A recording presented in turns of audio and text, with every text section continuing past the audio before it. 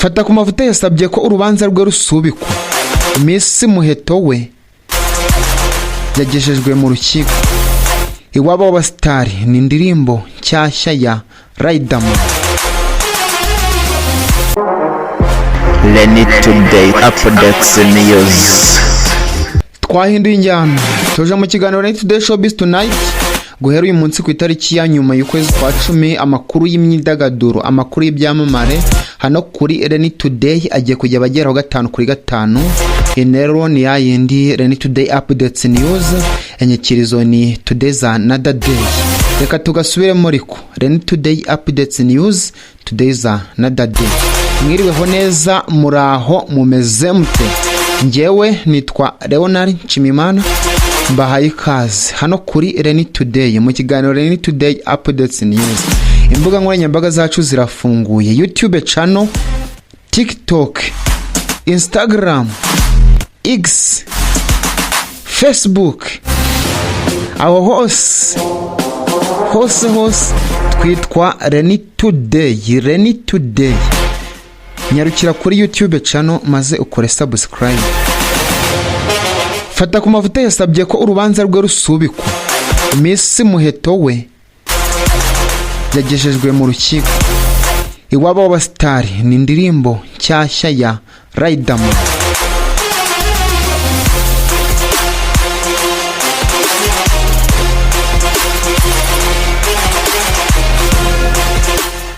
FATAKUMAVUTA usanzwe ari umunyamakuru wa Isibo FM binyuze mu kiganiro Isibo Radar yitabye urukiko rw'ibanze rwa Kicukiro kuri uyu wa 4 tariki 31 Ugushyingo 2024. Mu rukiko umunyamategeko yasabye ko urubanza rw'umukiriya we rusubikwa kubera ko batabonye dosiye muri system ngo bategure urubanza. Urukiko rwanzuye ko urubanza rwe ruzakomeza ku itariki 5 Ugushyingo 2024. Umunyamategeko yavuze ko bamenyeshejwe itariki yo kuburana kuwa 30 Ukwakira 2024, ariko ntibabashije kubona dosiye yari kubafasha gutegura urubanza, kwifunga n'ifungurwa ry'agateganyo. Umushinjacyaha ariko kandi yavuze ko ibivugwa n'uruhande rw'uregwa nta shingiro bifite, ariko yongeyeho ko bafite uburenganzira bwo gusaba ko urubanza rusubikwa. Umunyamategeko yavuze ko bakeneye igihe cyo kwitegura no guhabwa dosiye, cyane ko ibyaha FATAKUMAVUTA ari gukurikiranwaho bishobora kumujyana muri gereza, ari nayo mpamvu bagomba kwitegura kugira ngo bazaburane kuri buri kimwe, kuko ibyaha byagiye byongerwa muri dosiye. Urukiko rwafashe umwanzuro w'uko urubanza ruzaburanishwa kuwa 2 tariki 5 Ugushyingo 2024. Kuwa 18 Ukwakira 2024 nibwo urwego rw'igihugu rw'ubugenzacyaha RIB rwatangaje ko rwataye muri yombi Sengabo Jean Bosco uzwi nka FATAKUMAVUTA akurikiranyweho ibyaha birimo gukoresha imvugo zishyamiranya abantu mu myidagaduro, gutukana mu ruhame no kubuza amahwemo hifashishijwe imbuga nkoranyambaga. Icyo gihe umuvugizi wa RIB Dr Murangira B Thierry yabwiye Inyarwanda ko FATAKUMAVUTA yafashwe nyuma yo kwihanangirizwa inshuro nyinshi ndetse agirwa inama ariko ahitamo kwinangira. Uyu mugabo yatawe muri yombi nyuma y'imyaka yarishize bamwe mu bakoresha imbuga nkoranyambaga bahererekanya amashusho ye yibasira umuryango wa Meddy n'umugore we Mimi, ndetse bamwe bagiye bagaragaza ko bitari bikwiye. Murangira Bitsiyeri yavuze ko abakoresha imbuga nkoranyambaga bakwiriye kubahiriza amategeko mu rwego rwo kuzibyaza umusaruro aho kubiba urwango no kugumura abantu. ati ribu irasaba abantu gukoresha imbuga nkoranyambaga bubahiriza amategeko kuko kugira imbuga nkoranyambaga wigengaho ntabwo biguha uburenganzira bwo kuba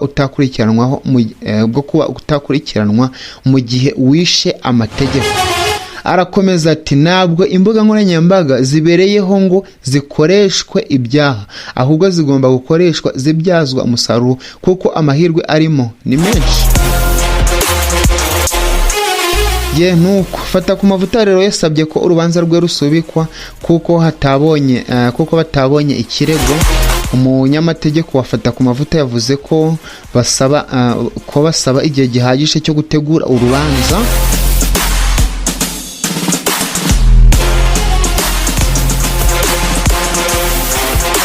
Ni mu gihe mu ijoro ryo kuwa kabiri tariki 29 Ukwakira 2024 aribwo polisi y'u Rwanda yatangaje ko Miss Inshuti Divine Muheto yatawe muri yombi kubera gutwara ibinyabiziga yanyoye ibisindisha birengeje igipimo. Polisi y'u Rwanda yavuze ko kandi Miss Muheto yaratwaye imodoka nta ruhushya rwo gutwara ibinyabiziga agira kandi ko yagonze ndetse yangiza ibikorwa remezo. Hejuru y'ibyo kandi yahunze inzego z'umutekano nyuma y'uko agonze. Polisi yavuze ko ibi si ubwa mbere yari abikoze ndetse ko yakorewe dosiye ishyikirizwa ubushinjacyaha. Polisi itangaje ibi mu gihe kuva mu cyumweru gishize ku mbuga nkoranyambaga hacicikanye amakuru yemezaga ko uyu mukobwa yatawe muri yombi. Muri Nzeri 2023 Miss Muheto yakoze impanuka agonga inzu. Icyo gihe yagize igikomere ku jisho ariko yitabwaho n'abaganga akomeza ubuzima.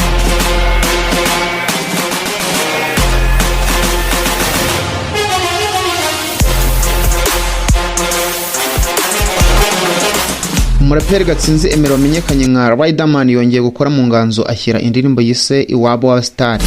Abari inkuru ishushanya uburyo mu mitima y'abastari huzuyemo byinshi bityo buri wese utekereza kuhagana akwiye kwitonda. Ni indirimbo yagiye hanze mu gihe abastari muri iki gihe bagarukwaho cyane ku mbuga nkoranyambaga, aho buri wese avugwaho ijambo ashaka, imitima igakomereka ariko bagahitamo kubika imbere mu mitima. Utekereza ko babayeho ubuzima bwiza ariko siko bimeze. Iyo muganira bakubwira ko atari ko bimeze.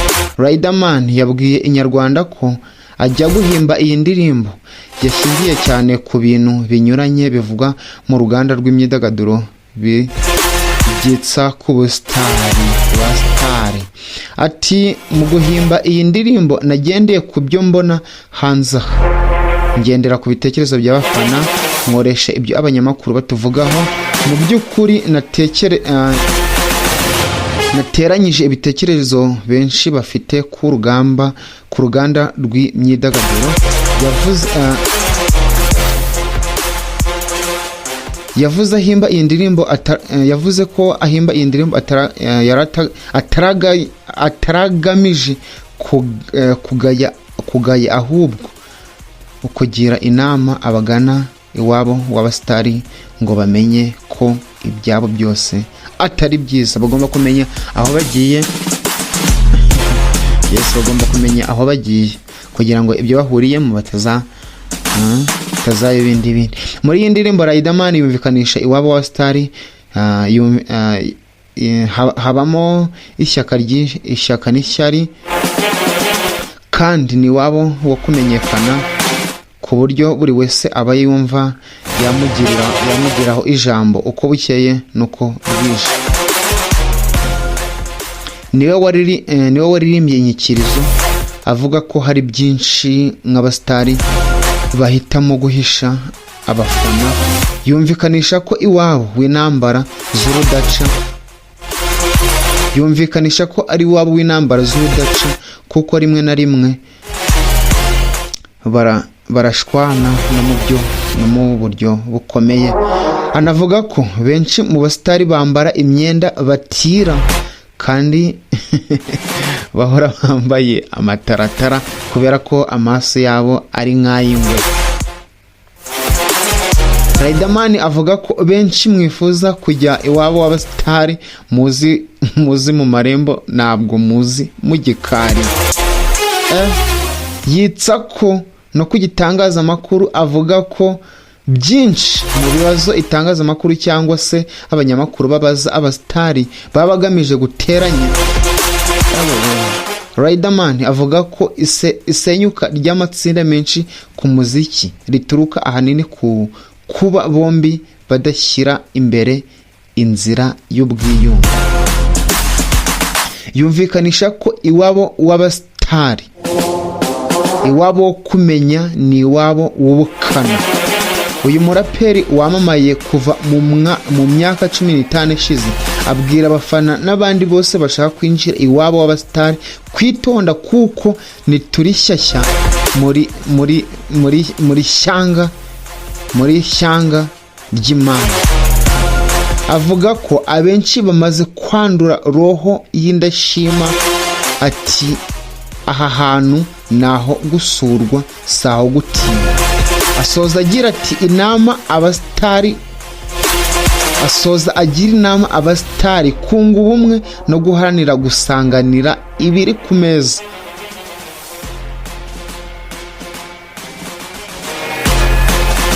Niyo ndirimbo ya mbere uyu muraperi ashyize hanze nyuma yuko ahuje imbaraga na Bulldog bakora alubumu bise Icyumba cy'Amategeko bamurikiye muri Camp Kigali kuwa 24/2024 kuwa 24 Kanama 2024. Ngayo nguko ikiganiro ni Lenny Today Updates News. Ngendi Leonard Nshimimana. Iyi ni Lenny Today ni YouTube channel no kuri TikTok turahari. Mudukurikire ukore subscribe niba utarayikora. Turacyari kumwe, turakomeza kubana ubudatuza ni buri munsi. Ikiganiro ni Lenny Today Showbiz Tonight. Lenny Today Showbiz Tonight. Dufite siroga ivuga ngo Lenny Today Updates News. Today is another day. Today is another day. Asa today is another day bisobanuye iki? It is another day, another blessing, another opportunities, another chances.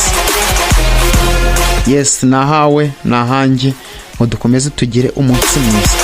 Ibihe byiza rero kuri mwese tugiye gutangirana uko kwezi kwa 11. Wenda hari gushaka kuzarangwamo n'imvura.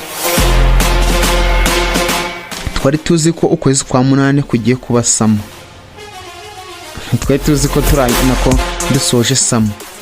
Ubu ngubu turacyari muri sama kandi turi mu kwezi kwa 10 kurarangiye tugeze mu kwezi kwa 11. Ibihe byiza ndi Leonard. Today's another day. Lenny Today Updates News.